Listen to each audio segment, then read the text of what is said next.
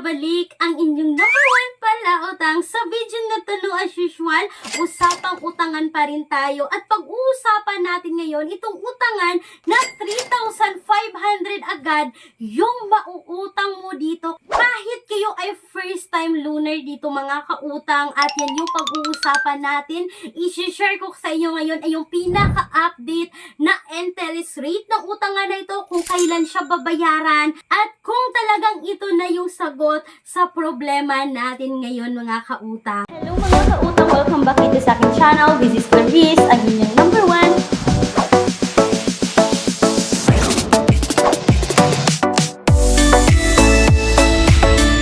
At hindi lang yan, kung hindi kayo ma-approve dito, sa babanggitin ko ngayon, magbibigay ako ng mga alternatives utangan na hindi nyo kailangang i-install, hindi kailangang i-download kasi apply direct website mga kautang, at lalong-lalong hindi nag-a-access ng mga phones natin. No? Isang valid ID lang din yung kailangan. At pag-uusapan din natin ngayon itong bank personal loan na always kong binabanggit dito sa loob ng video mga kautang. Kung gusto nyo ng pangmadali ang information about dito, makikita nyo ngayon yung Viber account ko. Pwede nyo akong tawagan at pwede nyo rin ako i-email dito, clariza@gmail.com.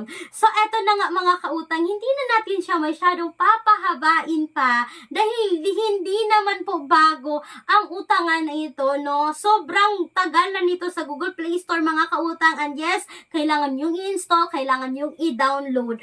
Ang dami kong nabasa dito na halos 3,500 yung nautang nila dito. But mga kautang, may recent talaga akong nabasa no na kaka-comment lang talaga noong April 5, 2025, this year and this month lang yan mga kautang. Sabi niya, not a good lending app. I applied for 3,500 last March 30, but I only received 2,100. What? At sabi niya dito mga kautang, nang tatakot pa, tibay mukha niyo, definitely not recommended this app. Be careful to all who want to apply.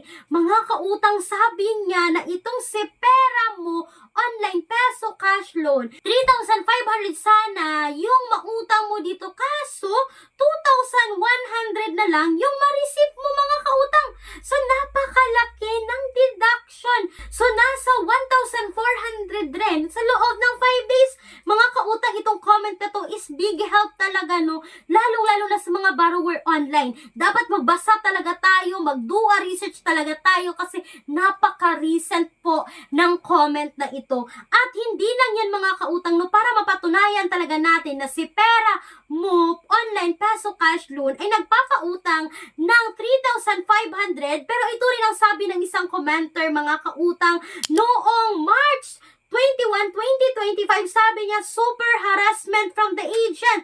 Since your due date is not yet your due date or on before your due date, you can't receive bad messages from the agent. Sabi niya mga kautang, no, nagbayad siya dito ng processing fee na raw.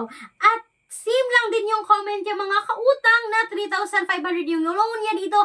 Yung na-receive niya is 2,100. So, napakalaki talaga ng deductions. At mga kautang, no, si Pera Mo is under po ng Magician Lending Corporation.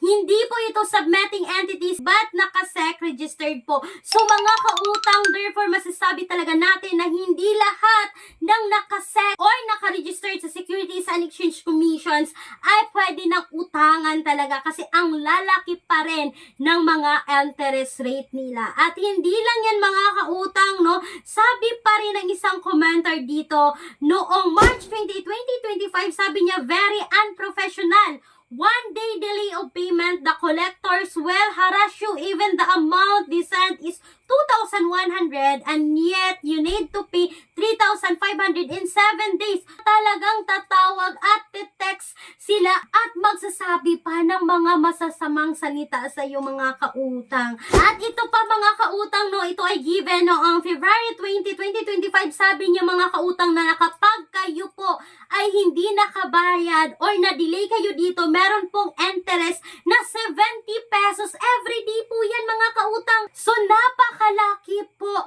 ng interest kayo ay malate dito ng pagbabayad kay pera mo. Kaya mga kautang, masasabi ko talaga na hindi talaga recommended si pera mo ngayon 2025. At kung naghahanap talaga tayo ng swak lang talaga na kaya nating bayaran yung mga interest rate or mga utangan na walang interest rate sa unang hiram, kahit na 7 days, kahit na 10 days. Yes, mga kautang, may mga alternatives tayo na makikita ngayon sa description box or sa pinned comment section na video na to, na ito po ay mga utangan online na hindi nyo na kailangan i-install kasi nga apply direct website, at may mga offer pa dito mga kautang na makikita nyo sa description box or sa pinned comment section na hindi po auto-reject kasi tatawagan ka pa for loan evaluation. And speaking po mga kautang sa bank personal loan, yes, kung kayo ay employed or self-employed, kung kayo po ay nagtatrabaho sa BPO company, kung kayo po ay private teachers, kung kayo po ay private doctors and nurses, kung kayo po ay regular na sa isang private company, kayo po ay qualified na makautang dito. Ito lahat yung mga requirements na kakailanganin mga kautang. And please take note that all applications submitted is subject for bank approval. Yes mga kautang, kasi nga bank personal loan po ito. For more details dito, kindly email me right away, clarissa@gmail.com, and pwede niyo rin akong tawagan sa aking Viber account na makikita nyo ngayon sa screen. So sana po ay nakatulong itong quick review ko mga kautang ka-about kay pera mo. Once again mga kautang, si pera mo po ay hindi recommended ngayong 2025. Once again, this is Clarice, ang inyong number 1 palautang. Dahil utang is life. Bye bye bye mga kautang!